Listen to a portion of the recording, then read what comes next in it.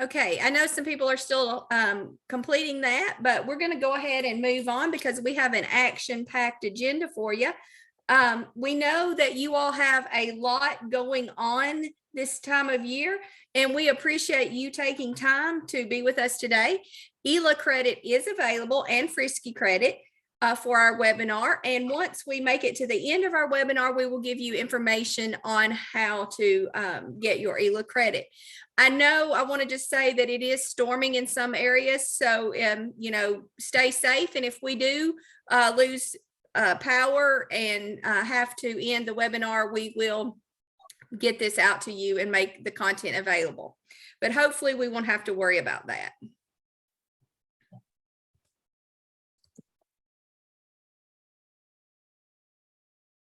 Okay, as many of you all know, my name is Mitzi Holland, and I am the director of the Kentucky Advising Academy. And I am joined today by some of our KAA regional coordinators, as well as guest presenters, Leslie Slaughter and Reagan Satterwhite. And they're going to introduce themselves in just a bit.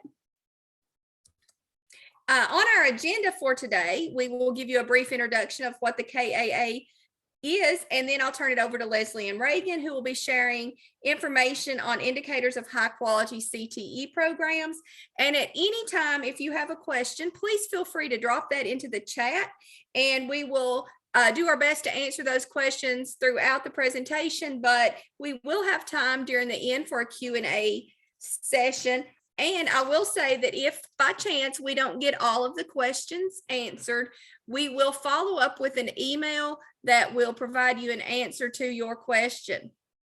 Also, at the very end, we will provide you with some information on how to stay connected with KAA. And remember, you must stay until the end and complete the survey to earn your ELA credit. Okay, I want to just start by sharing the purpose of our Kentucky Advising Academy and give you some brief information on how we came to be. Next, I'll share our structure of services before turning it over to our presenters. You'll see that the purpose of the Kentucky Advising Academy is on the slide here. And we exist to provide support to school counselors and really all professional educators who find themselves in a post-secondary advising role. And this could be teachers, coaches, club sponsors, Frisky coordinators, community members, community partners. It's important for us to expand the idea of who counts as a post-secondary advisor, because we know that one person cannot do it all when it comes to helping our students navigate this vital process. We develop professional learning and resources in order to help build knowledge, capacity, and community centered around post-secondary advising. We want our professional learning to accomplish 3 goals. We want to help build our target audience by building knowledge, capacity, and community. And to accomplish that, we have multiple ways that practitioners can choose to be involved. We have obviously our webinars. We have a monthly well-advised podcast. And we also are offering our in-person professional learning events. This spring, they will be held at a KCTCS campus near you. And then we're also working to build a comprehensive online toolkit and hope to have that available for you at our spring PL, but we will provide more information about that later. We have regional coordinators that help execute the structure of KAA work. And like I said, many of them are here with us today. We certainly would love to have you join all of us in these opportunities. So I'll let you know how to stay connected at the end of our time together today. Okay, right, we're on now to why we are here with us today is to tell us more about our workforce preparation, and particularly those important things advisors need to know. I have with us today is Leslie Slaughter, a senior fellow at CPE in Career Pathways in K-12 Alignment, and Reagan Satterwhite, who is the executive advisor for OCTE. Ladies, we are so glad to have you here today. And if you would like to introduce yourselves and then take it away, we'll get this party started. Leslie, do you want to go ahead and start? Sure. Good morning, everyone. As Mitzi said, I hope you're safe this morning. The weather here in my neck of the woods has been a little questionable. So it's great to be with you. And as Mitzi said, I am currently a senior fellow for career pathways and K-12 alignment at CPE. I do have a background in career and technical education. I started as a CTE classroom teacher and spent the last 12 years at the Kentucky Department of Education Office of CTE in a variety of roles, most recently executive policy advisor to that office before coming to CPE in October. So it's great to be with you, and I'll turn it over to Reagan. Thank you, Leslie. And like Leslie, I'm just thrilled to be able to connect with this group today. The Office of Career and Technical Education would love to connect with this audience on a more regular basis. We want you to know that you are free to contact any member of our staff in the Office of Career and Technical Education at any time with your questions. And sometimes you may not know who it is you should contact. So one of the things that I'm going to make available to you guys today is who to contact with when you have a question about career and technical education in Kentucky. I have a very similar background as Leslie. Also started as a CTE teacher in family and consumer sciences. I was just telling the group from CPE before we got started in KAA that Leslie was actually the first person that I ever had contact with in the Office of Career and Technical Education when I was a teacher. My first year of teaching in 2011, Leslie was my dedicated program consultant for family and consumer sciences. And that dedicated person that you have as a classroom teacher that's a content expert in your program area is one of the most valuable resources that you can have as a teacher. And as a counselor, you can reach out to those folks if you have particular questions about individual program areas as well.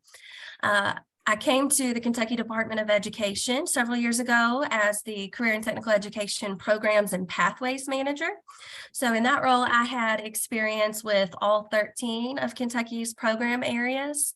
And most recently, I've stepped into the role of Executive Policy Advisor within our office as well. So thrilled to be here and to start these open lines of communication with this group. All right, well, I'm going to get us started, and I think I'm going to go through about half of the indicators, and then I'll turn it over to Leslie. When we talk about high quality CTE, we've heard that phrase. That is a popular catchphrase that's been used by policymakers and practitioners and education and workforce stakeholders across the country, really. You've heard that, but what does it mean? What is high quality career and technical education? How do we define it? How can it be used to evaluate and self-reflect on our own career and technical education programs and to determine areas for targeted improvement and elements that we should scale in our own programs?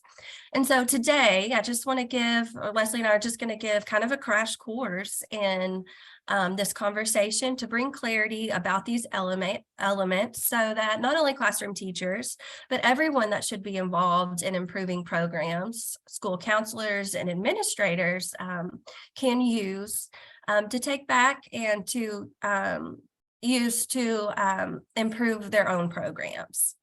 We're going to be talking about the Association of Career and Technical Educations. This is our national association. Their framework, it's an evidence-based framework that they developed with multiple partners that breaks down specific indicators that you can apply to your programs.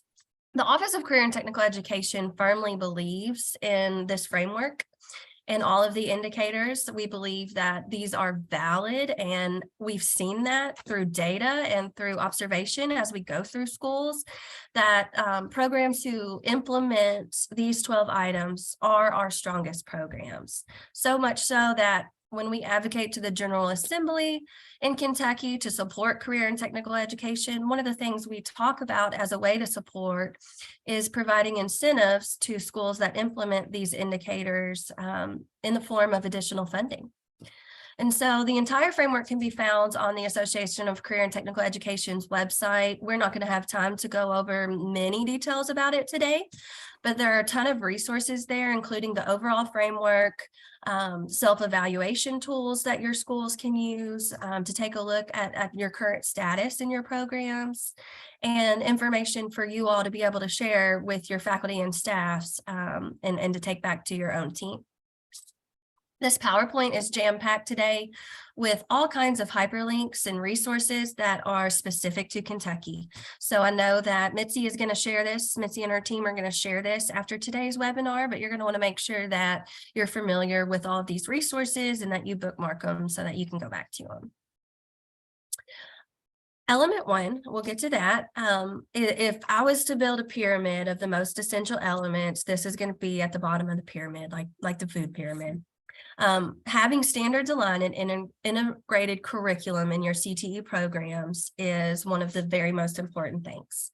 This element addresses the development, implementation, and revision of the program of study curriculum, including the relevant knowledge and skills taught in the program and the standards on which they are based.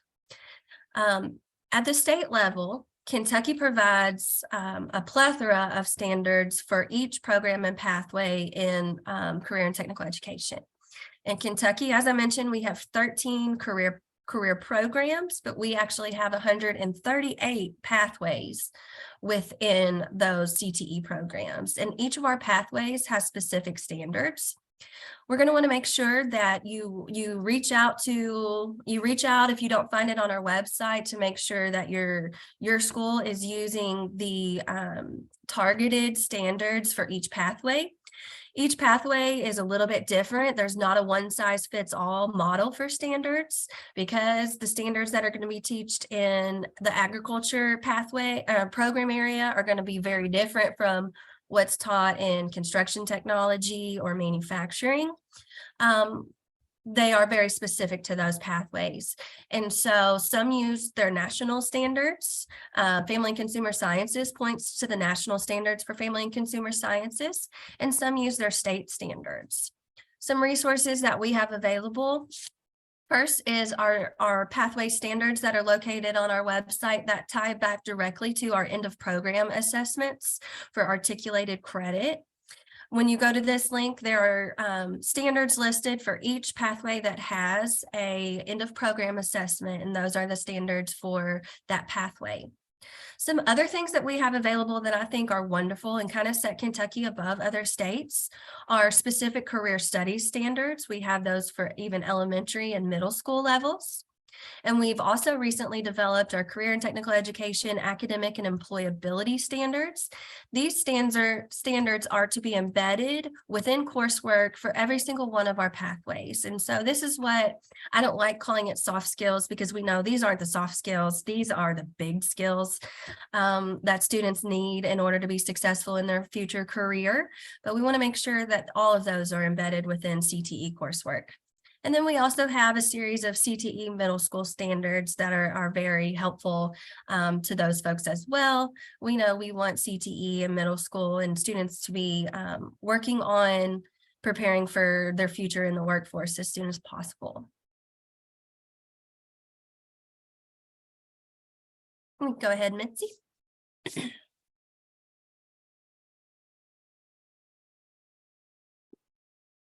Oh, I think we skipped one. We'll go back to 2.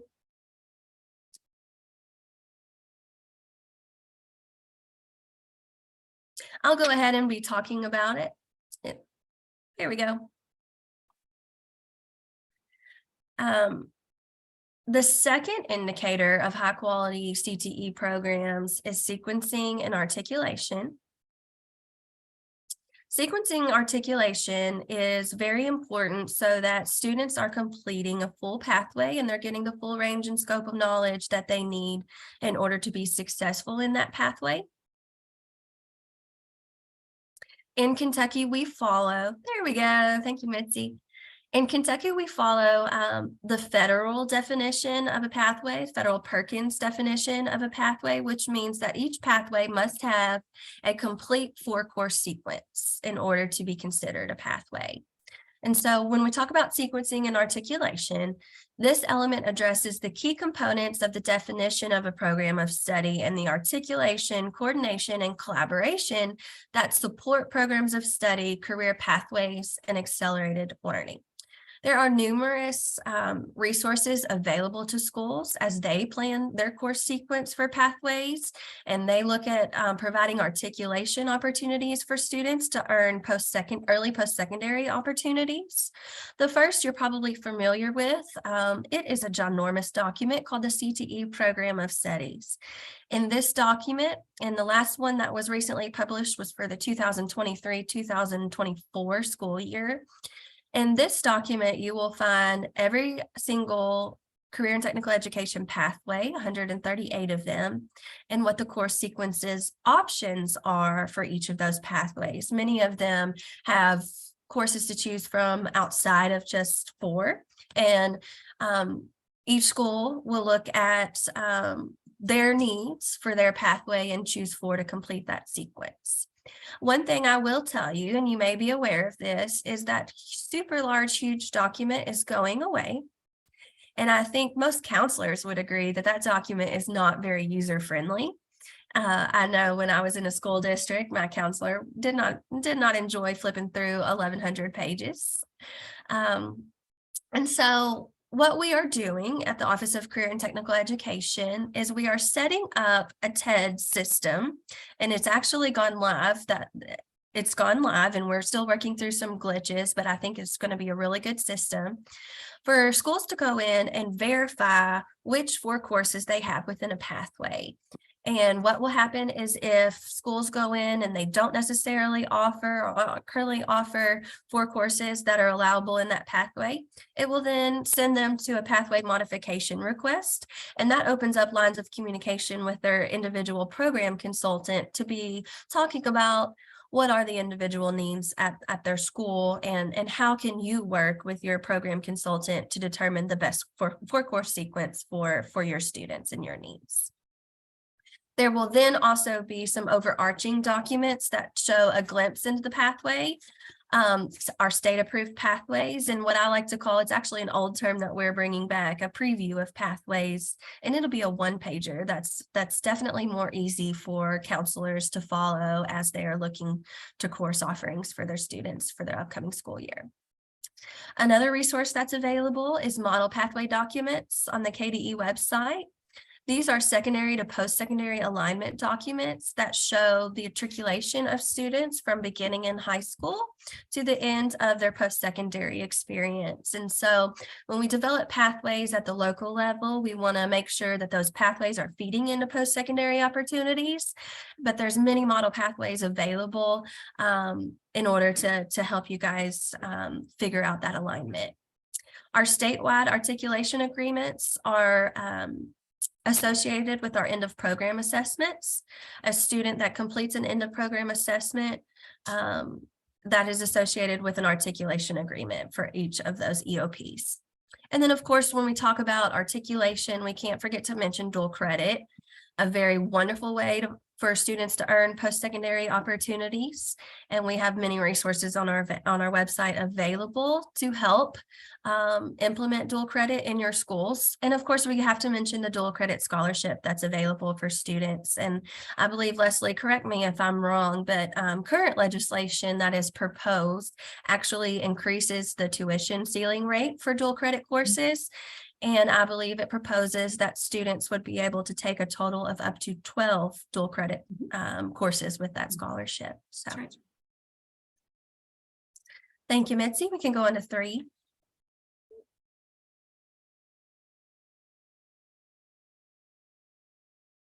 Student assessment is also a strong component of a quality CTE program. What I love about career and technical education assessments is these are not just assessments to check a box and get a point on the accountability system. Each of the offerings that we have for student assessment in career and technical education greatly have a benefit to the student themselves. And so this element addresses the types and quality of assessments used in the program of study including the types of knowledge and skills that should be addressed and assessments that lead to recognized post-secondary credentials. And so a couple of the options that are available are the CTE end of program assessments. These are tied to career and technical education pathways. Once a student is a concentrator in the pathway, they are eligible to sit for an EOP assessment. That means that the student has completed 2 courses within the same pathway and they are enrolled in their 3rd. And so that ensures that the student has received the applicable background knowledge for the assessment, and then those assessments are tied to articulated credit. So again, something that the student actually owns that is tangible, that benefits them. The second option for assessment is our valid industry certifications and credentials. So our industry certs are updated regularly. What I love about the industry certifications is that we don't decide what goes on the industry certification list at the Office of Career and Technical Education. This list is driven solely by business and industry and the workforce and what credentials they find of value for the students to hold and what credentials they believe sets that student on the fast track to their future career. And so those assessments and that list is maintained through the Kentucky Workforce Innovation Board. The Kentucky Workforce Innovation Board has now gone to a revolving update. They update that list as often as quarterly, and they have an easy process on their website. And again, I will share all of these links, but they have a very easy process on their website for business and industry partners to submit suggestions for credentials of value, and a process for going through reviewing those credentials to determine whether they should be added to the valid industry certification list. Kentucky also has the track program. This is a phenomenal program, and when we go to conferences in other states, we know that we see that our apprenticeship program, the track program, is far ahead of other states, and we are leading the way in apprenticeships. So this stands for Tech Ready Apprenticeships for Careers in Kentucky. It's registered with the U.S. Department of Labor. And as the students go through the program and they work with their employers, at the end, they receive a track certificate. Each of those is currently an indicator of student accountability in Kentucky's accountability system. And one thing that is also coming is work-based learning as a measure of student accountability.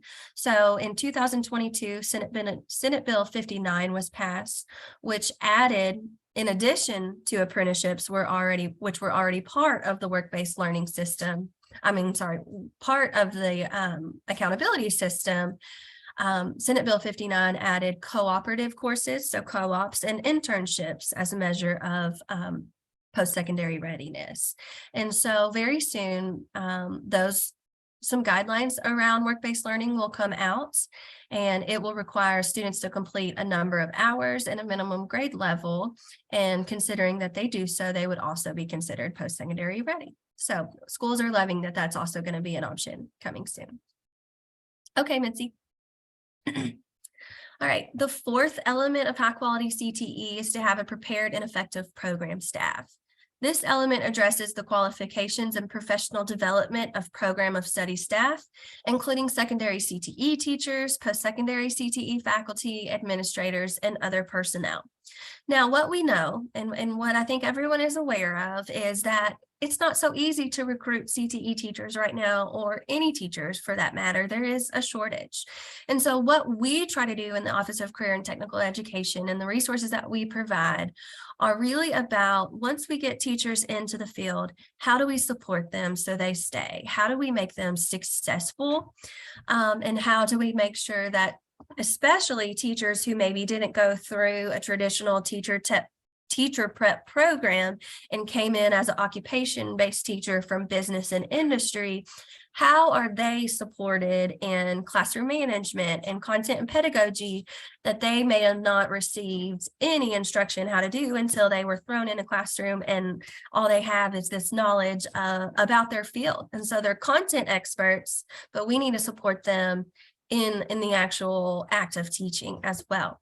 And so any occupation-based teacher that comes, that is certified through that route, participates in the New Teacher Institute program for new occupation-based CTE teachers. This is a 2-year program called NTI. And throughout NTI, they are provided numerous supports and resources and coaching, so that they're not going to feel overwhelmed when they go into the classroom. To the CTE community as a whole, we provide technical update trainings. These trainings help teachers brush up on those industry skills so that they can provide the most relevant information to their students when they're teaching in the classroom. We have lots of professional learning opportunities, either at the specific program area level and also for CTE as a whole. One of the things that I was talking to the KAA staff about before the webinar started is that we're planning on offering a new series of like a roadshow. If you were involved in it in the past, the Office of Career and Technical Education in 2020 did a series of professional learning events that were called Make Every Credit Count. So those will be coming back. Of course, one of our annual and most effective training events is our Career and Technical Education Summer Program that is facilitated by the Kentucky Association of Career and Technical Education. It is every July at the Galt House, and it is a 3-day conference, and it is jam-packed with information. We always have over 200 sessions at that conference, and if you have never been as a school counselor, I highly recommend that you do so, and I'll send information about that following the webinar as well. And then, of course, we have state support from KDE Office of Career and Technical Education program staff. As I mentioned, every single program area has a dedicated content expert that is working behind the scenes to make sure that teachers and counselors receive all the support. So please know that you can reach out to those folks as counselors as well, and any member of the Office of Career and Technical Education. All right, Mitzi. The 5th element of a high quality CTE program is, of course, engaging instruction. And I feel like, actually, I know that as a CTE instruction, this is what we thrive at. Kids want to take these classes. They are engaged in content and curriculum and everyday classroom activities that they know they can use in the future and that they know are preparing them for their future career. So this element addresses instructional strategies within a student-centered learning environment that supports student attainment and relevant knowledge and skills. We love project-based learning in career and technical education. We love student exploration. We love students to try things and fail. We love them to learn by doing. And so that is really one of the important aspects of making CTE set apart from anything else. And so a couple of resources that we have on the screen that we will link to: the Association of Career and Technical Education has instructional strategies and tools that can be used by a variety of stakeholders. And then we have CTE program area, state, and national resources that are specific to each individual program area. The Office of Career and Technical Education also has a resource that outlines each program area and gives links to resources, links to lesson plans and things from other teachers. One thing that I think the CTE community is wonderful about doing is not reinventing the wheel. Everyone is fantastic about sharing what they're doing in their classroom with other teachers. I know as a family and consumer science teacher, we were always sharing ideas, sharing lesson plans, sharing instructional strategies with one another. And so we really have a tight-knit community in that regard. Okay, Mitzi. All right, the 6th element that I'm going to go over and then turn it over to Leslie is access and equity. We want to make sure that every student, regardless of what their future plans are, regardless of whether they're in band or they're in choir, has access to career and technical education coursework. This element addresses program of study promotion and advertising. student recruitment and strategies that support access and equity for various student populations, including by gender, race, and ethnicity, and special population status, such as individuals with disabilities, individuals from economically disadvantaged families, and English learners. So one of the things that we want to consider at our school level is how do we make career and technical education available to as many students as possible?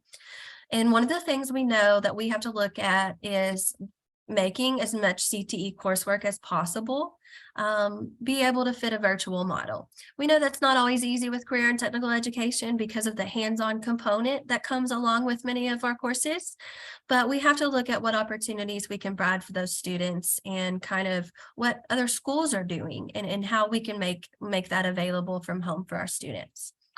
It's important that your schools advertise and recruit and market your programs. We have a new slogan at the Office of Career and Technical Education, new marketing and branding efforts that we have implemented. You've probably seen our new logo. It's Kentucky Career and Technical Education is empowered. And in our logo, you see where employers and education are a part of the empowered logo. And we know that when employers and education come together, that's when we really start to achieve great things for the future of our workforce. When employers and education come together, that's where the power really is. And so think about your own school's marketing and branding efforts, how you advertise the pathways that you have, and how you use data to support how maybe those students are more successful as they complete a pathway. Use Kentucky Stats to go in and see data at your own level to see how you can really brag on CTE and show not only by testimony, but by actual tangible data that career and technical education helps student success. And then, of course, I want to mention that as an office, we are working on refunding CTE. We are working on reforming CTE funding. And so in the 2022 budget bill, this was the first time that an adequate level of funding was provided for career and technical education in Kentucky that allowed us the opportunity to fund all career and technical education, no matter location or governance at the school.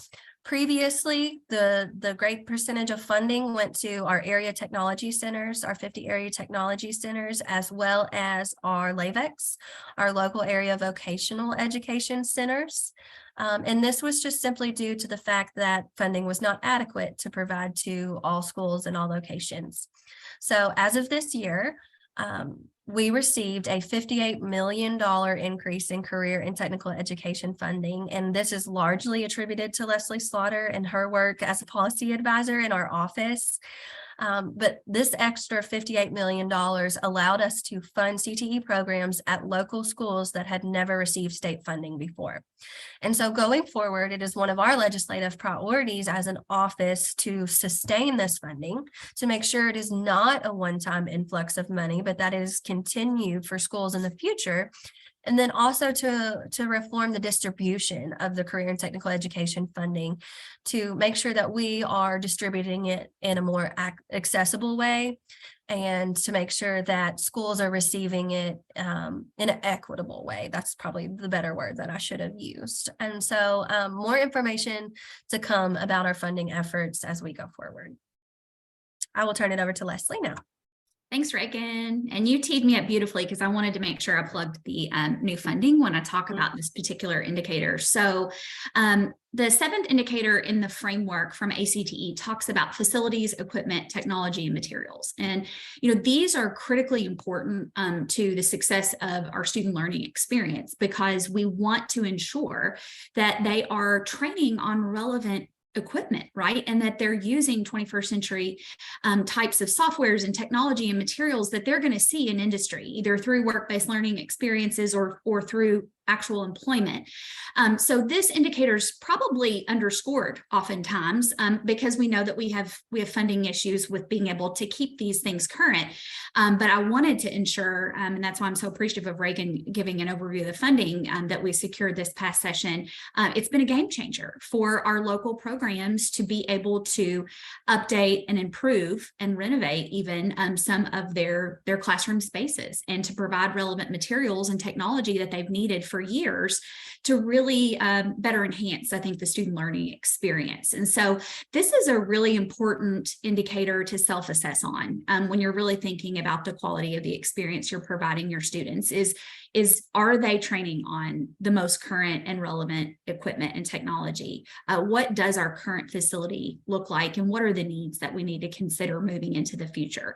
Many of our CTE programs are in older classrooms, older buildings, and there's a lot of restrictions in terms of how they can really grow within the boundaries of that square footage. And so each district, of course, has a district facilities plan, and it's really critical that CTE is an important part of that conversation when you think about how you improve these facilities and equipment opportunities for your students. So we do have a state level resource known as the CTE Facilities Guide. So Reagan's shop actually manages that guide and resource, and it was updated in the last couple of years. So it's pretty relevant now.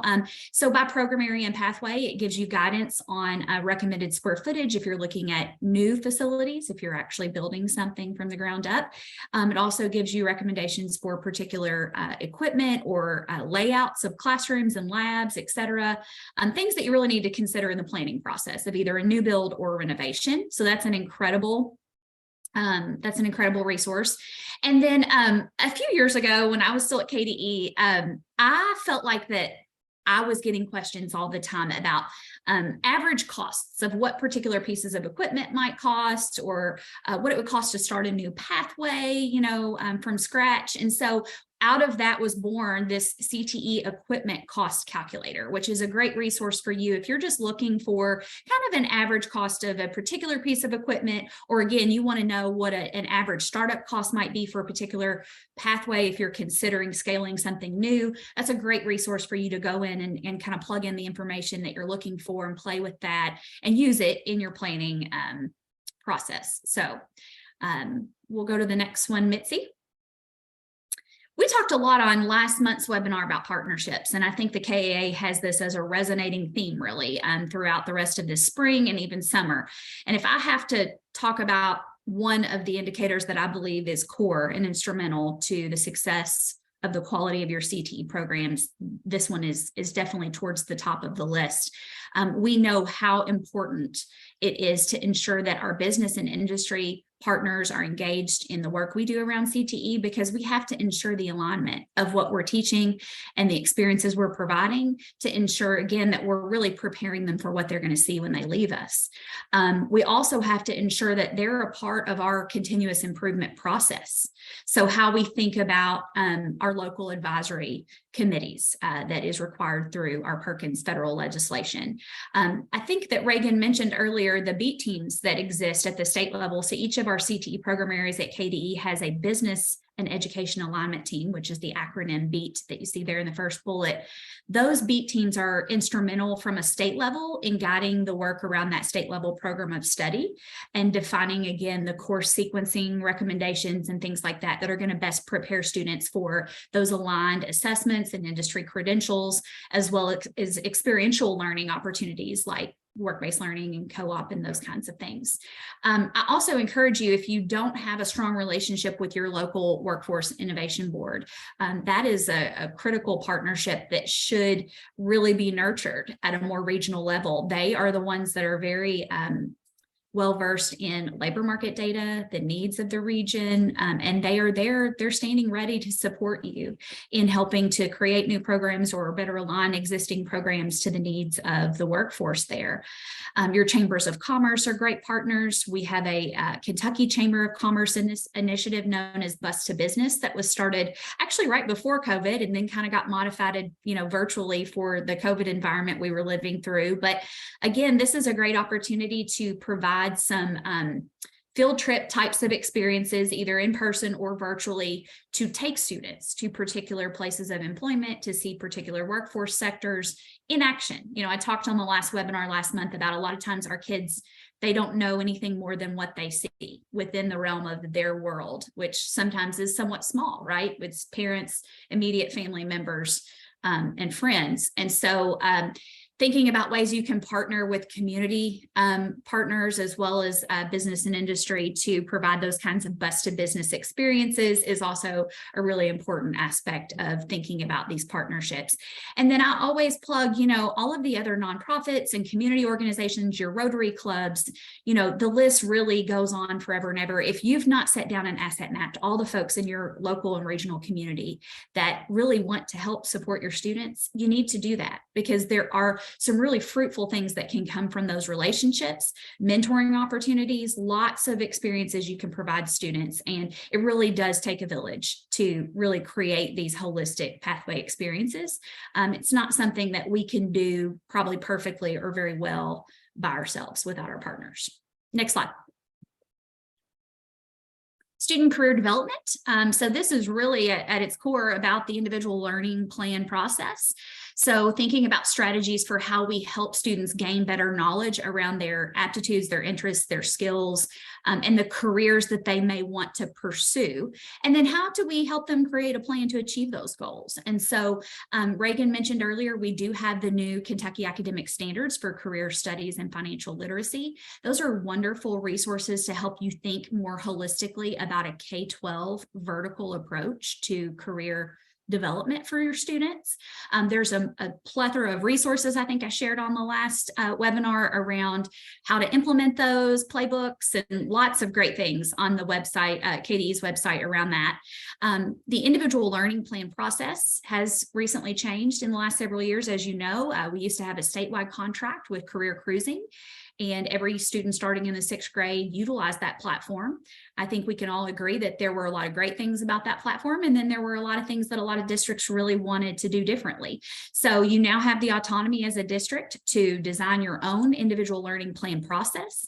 Many of you are embracing that fully and have created some really phenomenal ways that you're thinking about student career development at a more localized level.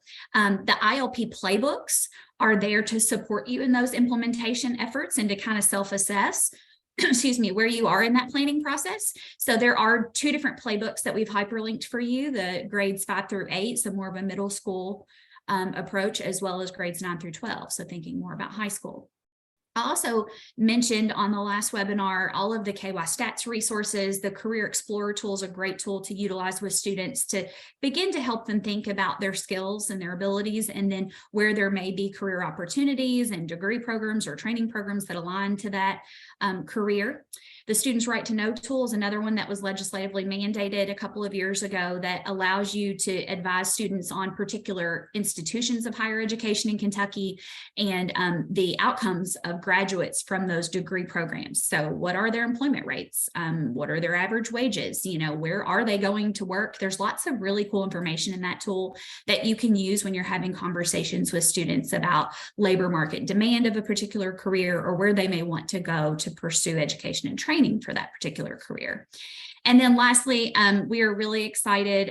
Reagan's office and my office here at CPE, as well as KY Stats, are partnering together to try sponsor a project that is right now being known as the Comprehensive College and Career Advising Platform that will be coming this fall. Lots of great work is happening right now around that, but it will become a one-stop shop for all things college and career advising. Lots of great tools and resources that we've needed to put in a centralized place for a very long time for folks like you who are navigating these conversations with students and parents. So we're thrilled about what is to come with that particular work. And I hope it will be a great tool to enhance a lot of what you're doing at the local level around student career development. Next slide. This one's one of my favorite ones to talk about. So I am a product of 2 of these career and technical student organizations. And it is really an element when we think about high quality experience of CTE that I think sets other opportunities apart. It sets CTE apart, I believe. So these are co-curricular. These are not extracurricular clubs. These are co-curricular student organizations that require students to have engaged in coursework in those program areas before they can engage as members of these student organizations, because they do complement and support one another. And the ability to utilize these particular CTSOs in a way that we're enhancing the classroom experience is really important. So these are where a lot of the skills that Reagan mentioned, those 21st century skills, collaboration, teamwork, public speaking. I attribute a lot of my career choice and the ability to professionally do what I do today to these experiences in some of these student organizations. So it's really an important aspect of thinking about the overall experience for students. We do have a new requirement in our state Perkins plan that does require you to have at least one of these student organizations available to your students. And so again, when you sit down and kind of self-assess where some of your programs are, this is a really critical question to ask is, are we offering in a way that it's accessible and equitable to every student, the ability to engage in these student leadership opportunities, because it will allow them to apply what they're learning in the classroom in a more competitive kind of way. There are scholarship opportunities. There are obviously leadership opportunities for chapter, regional, state, and national officer types of experiences. And so I just can't say enough how powerful the leadership aspect of career and technical education is, because we know that is something that will benefit all of our students, no matter which path they take, which workforce sector they enter. These are really the experiences that I think will best prepare them oftentimes. Next. Work-based learning, we talked about this on the last webinar last month. So again, when we think about deeper learning opportunities for our students, when we think about experiential learning, this is where the rubber meets the road. We have to think about work-based learning in terms of a continuum, and that's the part that I think we're still working on here in Kentucky. We've seen a lot of growth in high school work-based learning experiences over the last several years, so co-ops and internships, and even some of the youth apprenticeships that Reagan mentioned with track. What we oftentimes forget is that there's an entire continuum that can start as early as elementary school around awareness, shadowing, mentoring experiences. We even have the ability to scale in-house kinds of enterprises where you can have student businesses being run by students in the four walls of your school building. So it's really more of a holistic approach in thinking about how we create a work-based learning continuum for students where they can leave high school with a lot of these experiences in more of a portfolio as opposed to a single isolated type of experience. We know that we have to have, again, strong partnerships with our business and industry communities to make these a reality. So that's a really important part of the self-evaluation aspect of this indicator of the framework. We have a Kentucky work-based learning manual that's going through a revision process right now. Reagan, I don't know if you have a up-to-date timeline on when it'll be on the street and be live. Do we know? I do.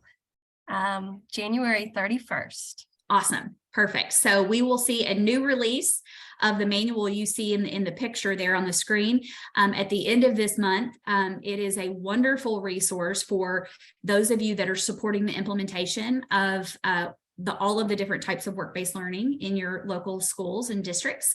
Additionally, the staff at KDE have created some wonderful resources for you for implementation of that new manual.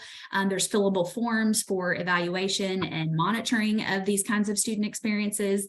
There is one-pagers and infographics that you can pull and plug when you're advising students or talking to parents or you're having parent nights, etc. We do want to draw your attention again to the administrative regulation that this manual is actually incorporated to support. So 705 KAR 4:041 is the administrative regulation, the law, essentially the policy that guides secondary work-based learning experiences. There's some really important criteria established in that regulation around co-op eligibility, who can supervise, who can't. It's really important that if you're not well versed in some of the policy requirements of that you really brush up on those particular requirements. And then Reagan talked a lot about track earlier. We have a nationally recognized track program, and it is phenomenal what we're doing, and really only about a decade into that work, and it's just really taken off. It is not something that is occurring in only the skilled trades, which is what a lot of folks typically think of in terms of apprenticeship opportunities. The KDE staff have been able to scale this into almost every workforce sector that exists in our Kentucky economy. So we have examples of track students that are in insurance and dental and healthcare and engineering, IT and computer science. It runs the gamut, but it's a wonderful opportunity to think through how, again, we can really create an experiential learning experience for our students that is tied to a nationally recognized portable journey person credential that is recognized in any state in the country. And lastly, we will mention that there is a resource for you around hiring students under the age of 18. We oftentimes hear from our employers that that's a concern. It's a perceived barrier. And I say perceived because the YES agreement that you see there on the screen has created a solution for you. Mary Taylor, who leads this work, often says she got tired of hearing the word no. So she was adamant that we were going to create a resource that had the acronym YES. So Youth Employment Solutions is the solution to hiring students under the age of 18. So it is a partnership with ADECO, and they will actually take on the liability and hire the student for the employer so that they can still be placed, be paid for that experience, but again, takes the liability off of the actual employer. So there's lots of great resources out there that Reagan's staff can support you in around work-based learning implementation and really getting through some of those roadblocks and perceived barriers around placement of students. All right, last one, and this is probably one of the most critical, right, is data and program improvement. If we're not constantly thinking about all of this work in a cycle of continuous improvement, then we really just need to kind of go home, because we've got to continually look at how we're refining, how we're aligning, and what the student experience really is for our kiddos in these pathways. So whether it's the collection of data, the reporting of data to your stakeholders, or the use of that data in terms of how you evaluate your program and how you improve, there's tons of resources hyperlinked here. So we talked in the last webinar last month a lot about the labor market resources from KY Stats. Those are wonderful, wonderful resources that can drill down even to, in some cases, the county level for you to give you some really important critical labor market data.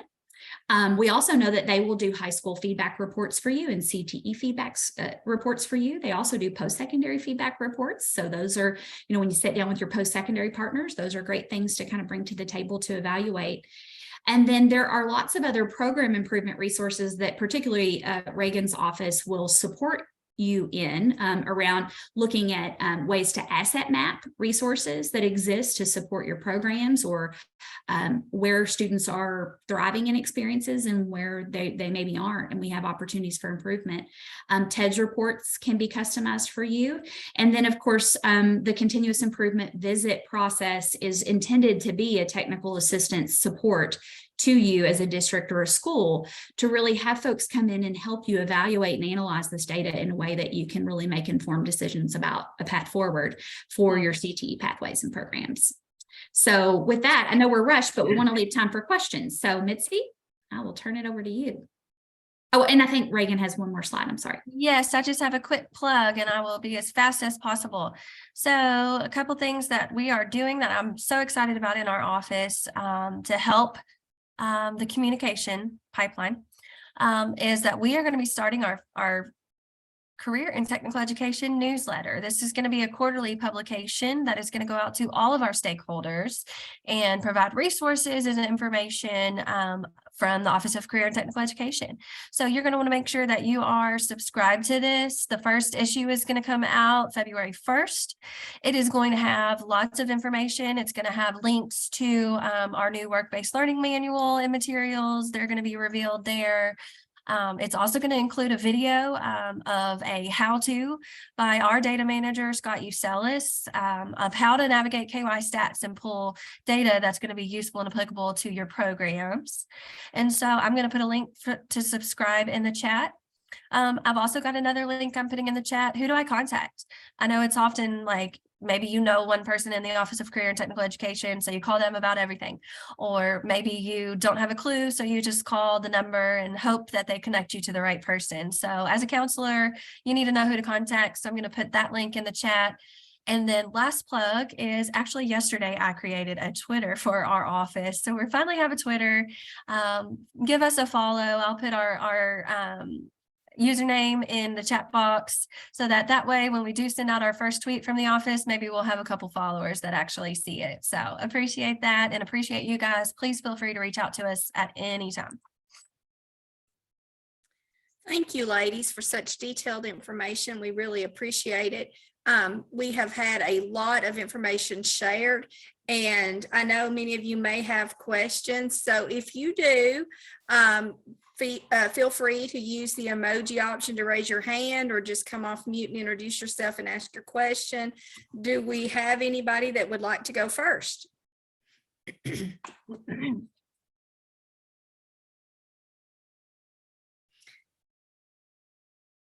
I do want to say that having spent several years as a college and career counselor, that having the support and the knowledge from the CTE world was very beneficial for me.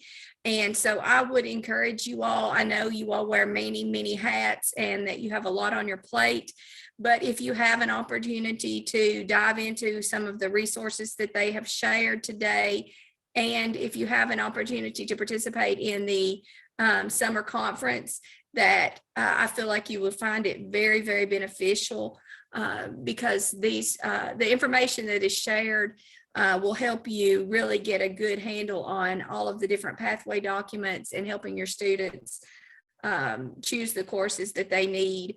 There's a lot of dual credit opportunities and things too. So I just, from a past counselor standpoint, just wanted to say how beneficial I thought that was to me.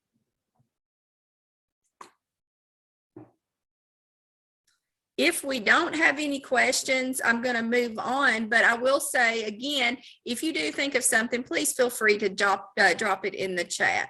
Mm-hmm. So as we near the end of our time together, I want you to have every opportunity to stay connected to the Kentucky Advising Academy.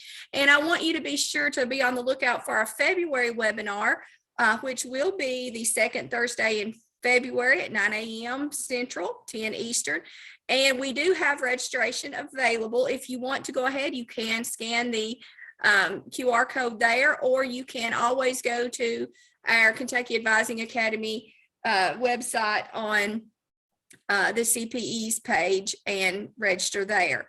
February's topic will be identifying gaps and providing equitable post-secondary advising for those students. And we plan to focus on students with IEPs as well as students whose language is not primarily English and or undocumented students. So I feel like that this is a very timely and beneficial topic.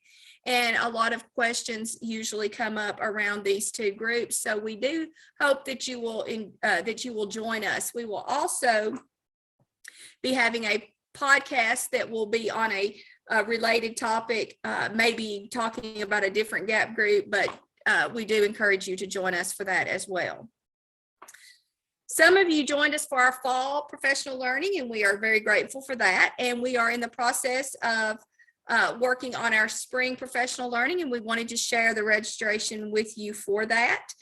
Our professional learning for the spring will begin the last of February and conclude around the 1st of March, because we know that you all have a lot of things going on. So we tried to time it so that it wouldn't interfere with a lot of the big things that you have going on in your building. But that registration is open, and we would encourage you to register for that. You are able to receive 6 hours of ELA or Frisky training credit. And we are very excited that this spring professional learning will be talking about how you can elevate partnerships, and we will have a panel Q&A. So I think that's going to be exciting and really good information that we can share. Also, from our website, which is being sent in the chat, you can subscribe to our communications, including updates about our podcasts and webinars.